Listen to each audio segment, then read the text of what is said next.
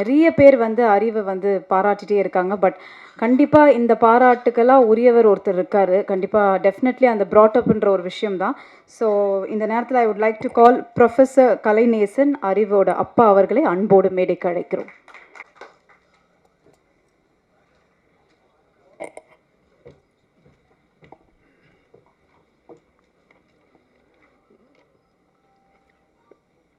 அனைவருக்கும் என்னுடைய வணக்கத்தினை தெரிவித்துக் கொள்கிறேன்.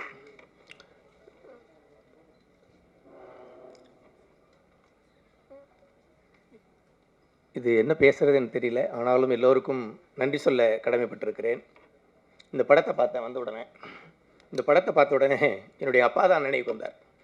நாங்கள்லாம் படிக்கின்றதுக்காக எங்கள் அப்பா அவர் வேலை செஞ்ச நாயுடு வீட்டு மாட்டை காலையில் கொண்டு போயிட்டு, இந்த மாட்டை கொண்டு போயிட்டு அதை கழுவி அதை சுத்தம் செய்து ஏர் ஓட்ட போவாங்க. ஏர் முடித்து பிறகு அதை கட்டிட்டு அது அடுத்த வேலையை நாள் முழுக்க செய்வாங்க. நேரங்காலெல்லாம் கிடையாது.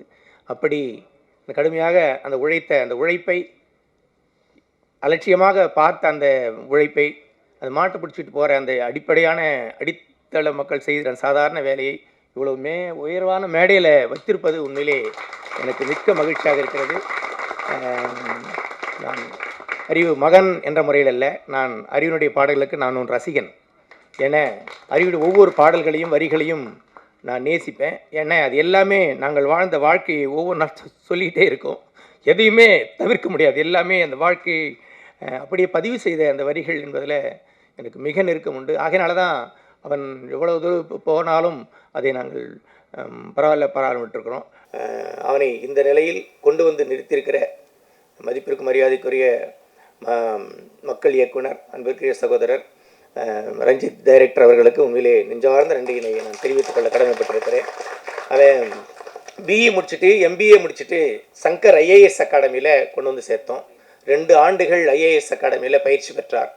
இன்னும் ஒரு 6 மாதத்தில் ஐஏஎஸ் எக்ஸாம் எழுதி அவன் ஒரு நல்ல வேலைக்கு போயிடுவான் என்ற நம்பிக்கையோடு அவனை அண்ணா நகரில் இருக்கிற சங்கர் ஐஏஎஸ் அகாடமியில் சேர்த்தோம். ஆனால் அது நிறைவேறுவதற்குள்ளாலே இப்படிப்பட்ட ஒரு வாய்ப்பு வந்தது. அந்த வரிகள் மிக சிறப்பாக இருந்தது.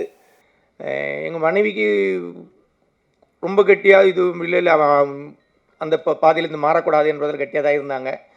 எனக்கு சமூகத்தின் வரிகளாக இருக்குது, நல்ல வரியாக தான் இருக்குது. படிச்சுட்டு மட்டும் வந்து என்ன செய்ய போகிறோம், மீண்டும் சமூகத்துக்கு தானே செய்யணும், பரவாயில்ல நல்லா தான் இருக்குது செய்யட்டுன்னு ஒரு பக்கம் இருந்தாலும் நாங்கள் இருவருமே நினச்சது அவன் ஒரு அதிகாரியாக போகணும் அப்படின்னு தான் நினச்சிருந்தோம். உண்மையிலே இப்படி வராமல் அந்த எக்ஸாமெல்லாம் எழுதியிருந்தானா நல்ல ஒரு அதிகாரியாக போயிருப்பான் என்ற நம்பிக்கை எங்களுக்கு உண்டு. ஆனாலும் இன்றைக்கு அதிகாரிகளாக இருந்து கொண்டு பெரிய அளவில் சமூகத்திற்கு இதை பேச முடியாது, செய்துவிட முடியாது என்ற பல அனுபவங்களை நாம் பார்த்துருக்குறோம்.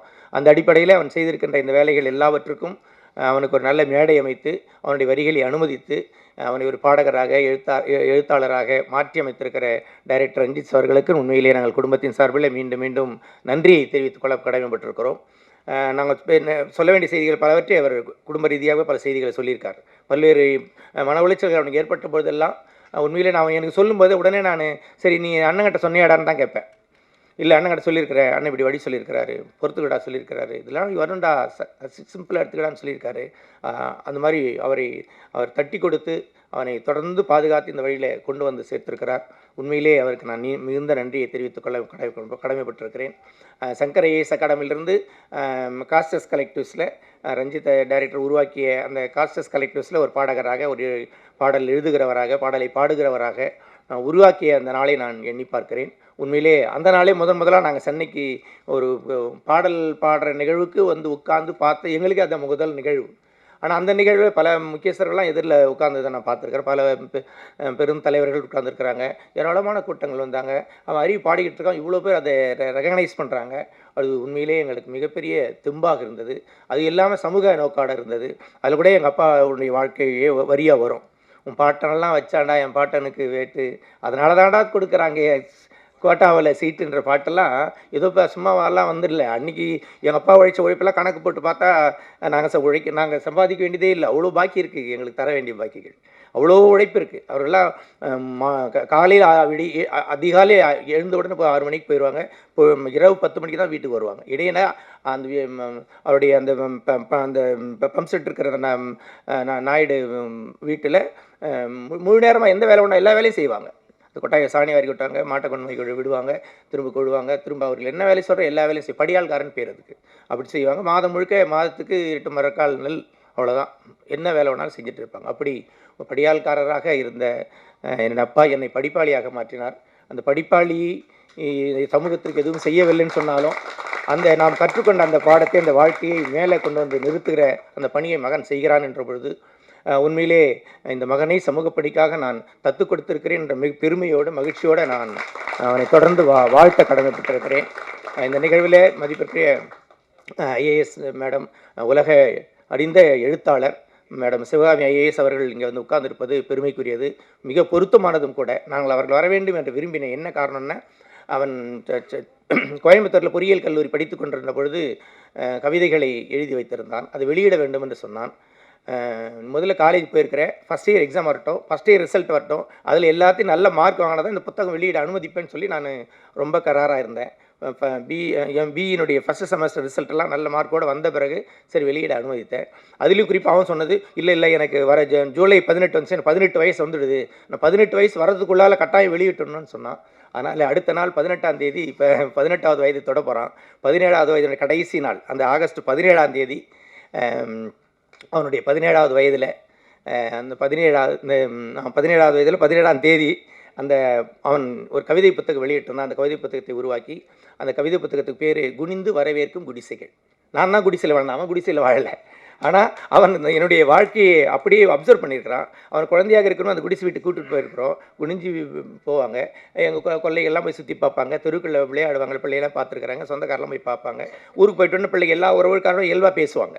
அந்த பேசுனதே உன்னோளுக்கு அவனுக்கு ஒரு நல்ல ஒரு ஸ்டடி தந்தது நான் நம்புகிறேன். அந்த வகையில் அப்படி அந்த குனிந்து வரவேற்கும் குடிசைகள் என்ற தலைப்பில் கவிதை நூலை வெளியிட்டான். இந்த கவிதைகள்லாம் அவன் +2 படிக்கும்போது, +1 படிக்கும்போதெல்லாம் பல அப்பப்போ கவிதை எழுதிட்டு ஸ்கூலில் வாங்கியிருக்கிறான், ஸ்கூலில் துரத்திருக்கிறாங்க. இந்த பையன் படிக்கிறதுக்கு லாய்க்கு இல்லைலாம் சொல்லி அவனை வான் பண்ணியிருக்கிறாங்க. ஏன்னா அவன் அரக்கோணத்தில் இருக்கிற அவன் படித்த ஸ்கூலில் அது ஒரு எல்லாருமே விரும்புகிற ஒரு ஸ்கூல். விரும்புகிறேன்னா 100க்கு 100 மார்க் வாங்குகிற ஸ்கூல். மார்க்கில் மட்டும்தான் கவனம் செலுத்துவாங்க. தேர்வு, மதிப்பெண், ஃபஸ்ட்டு மார்க், இது மட்டும்தான் அந்த பள்ளியோட நோக்கம். எல்லா பெற்றோர்களும் விழுந்தடிச்சு நல்லா தான் சேர்ப்பாங்க. நாங்களும் 2 பேரும் ஆசிரியர்ன்றதுனால நாங்களும் அதில் விரும்பி சேர்த்தோம். ஆனால் இவனுடைய மனநிலை அப்படி முழுமையாக கல்வியில் மட்டும் இல்லாமல் இப்படி சமூக சிந்தனையோடு ஓடிக்கொண்டிருப்பதை என்னால் புரிந்து கொள்ள முடியல. அந்த பள்ளியிலையும் ஒரே முறை இது மாதிரி இலக்கிய கூட்டம் போட்டுட்டு மாணவர்கள் பேச சொல்லியிருக்காங்க, இவனையும் பேச வச்சுருக்காங்க. இவன் சுயமாக அவங்க ஆசிரியர்கள், அவங்க பள்ளி வளாகம் இதெல்லாம் பார்த்து, கணக்கு வாத்தியாரை பார்த்து, சயின்ஸ் வாத்தியாரை பார்த்து, அவர்கள் எல்லாரும் பாராட்டி அருமையாக ஒரு கவிதை எழுதி மேடையில் வாசித்துட்டான். அதுதான் அவனுக்கு மிகப்பெரிய தண்டனையை வாங்கி தந்தது. இந்த பையன் உருப்பட மாட்டான் இதுக்கப்புறம், இந்த பையன் பரீட்சையில் 100க்கு 100 மார்க் வாங்குற பையன் இல்லை, இவன் பின்னால் போயிட்டான்னு சொல்லி ரொம்ப வான் பண்ணாங்க. ஆனாலும் அழுதியும் சொல்லுவாங்களே, அப்படி ஒரு அழுகையோடு அந்த பள்ளி விட்டு வெளியே வந்தான். வந்த பிறகு அந்த கவிதையை சேர்த்து வச்சுக்கிட்டே கோயம்புத்தூர் ஹாஸ்டல் இருக்கும்போதெல்லாம் கூட சேர்த்து வச்சுக்கிட்டு இது புத்தகமாக்கணும்னு சொன்னான். உண்மையிலே அந்த புத்தகம் அவனுக்கு வெளியிட்டோம். இதை நான் விளவரமாக சொல்லுவதுக்கு என்ன காரணம்னா, அன்றைக்கி மேடம் சிவகாமி ஐஏஎஸ் அவர்கள் வேலைவாய்ப்புத்துறை கமிஷனராக இருக்கும் பொழுது அந்த புத்தகத்தை அவர்கள் வெளியிட்டு அவனை வாழ்த்தினார்கள். ஏன் இன்றைக்கி இப்போ 17 வயசில் அவனுடைய எழுதின புத்தகத்தை பக்கம் படிச்சுட்டு உலகம் முழுக்க இவனுடைய எழுத்துக்கள் போகணும்னு அன்றைக்கி மேடம் சொன்னாங்க. இன்றைக்கு உலகம் முழுக்கும் போன பிறகு அவன் மேடம் வாழ்த்த வேண்டும் என்பது தான் என்னுடைய விருப்பம். அந்த வகையில் மேடம் எவ்வளோ பிஸினாலும் ரொம்ப நாள் நம்மளை நேற்று சாயந்தரம் தான் மேடத்தை தொடர்பு கொண்டு பேசி உடனடியாக அவர்கள் பங்கேற்றது எனக்கு உண்மையிலே ரொம்ப மகிழ்ச்சியாக இருக்குது. ஏன்னா அந்த காலத்திலேருந்து பார்த்துருக்குறாங்க. அந்த வரிகளை அன்றைக்கி வாழ்த்தினார்கள். உலகம் முழுக்கும் சிறப்படைய வேண்டும் என்று அவர்கள் சொன்ன அந்த வார்த்தை அவனை எப்படி பாதுகாத்திருக்கிறது என்று நான் நம்புகிறேன்.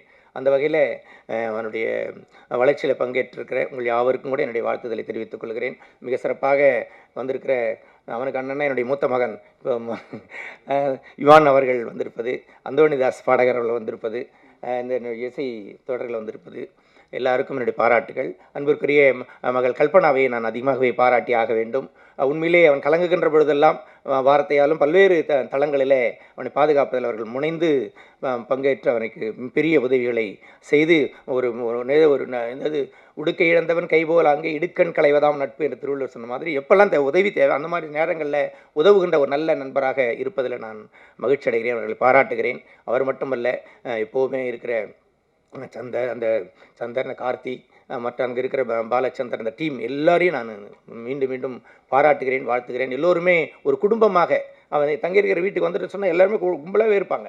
எப்பவுமே அவனை தனியாக பார்க்க முடியாது. சரி இங்கே தான் தனியாக பார்க்கல, வீட்டுக்கு வரானே, சரி அவங்ககிட்ட ஏதாவது ஒரு வார்த்தை பேசணும்னு பார்த்தா 4 பேரோட வீட்டுக்கு வருவார். அவங்ககிட்ட எந்த ரகசியமும் எப்பவுமே பேச முடியாது. அந்த மாதிரி ஒரு படையோடு இருப்பதில் எனக்கு பெருமை. அது மாத்திரம் இல்லாமல் ஏதோ இந்த இள வயதில் மாணவர்கள் எந்தையோ எப்படியோ பாதி மாறி போகின்ற காலமாக இது இருக்கிறதை நம்ம எல்லோரும் அறிந்திருக்கிறோம்.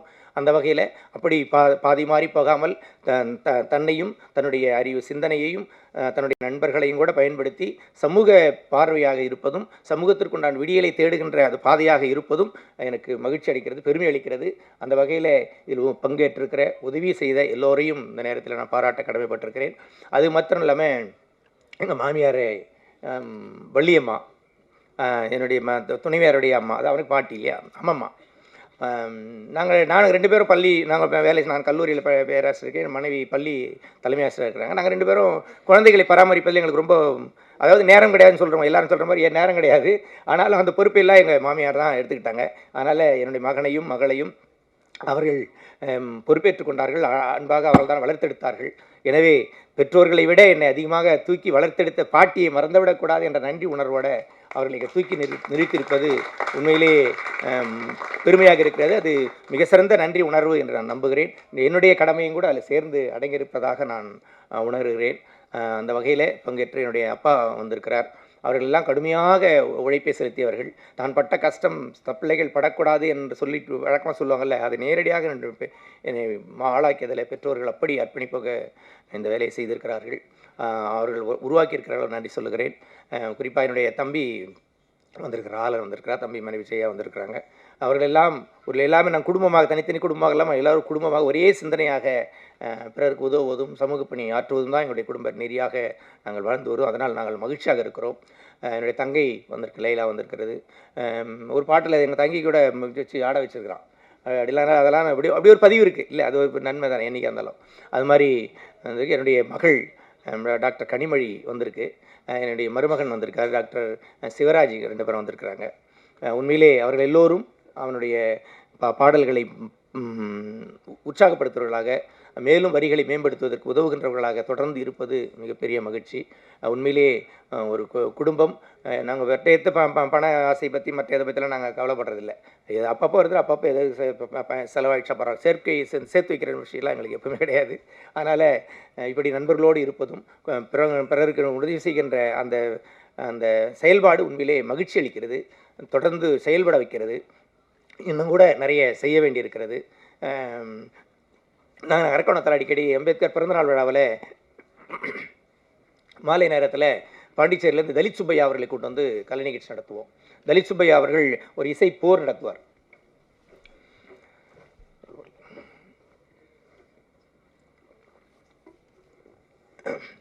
அவருடைய பாடல்களுக்கு அவர் இசை போர் என்று சொல்லுவார் தலித் சுப்பையா.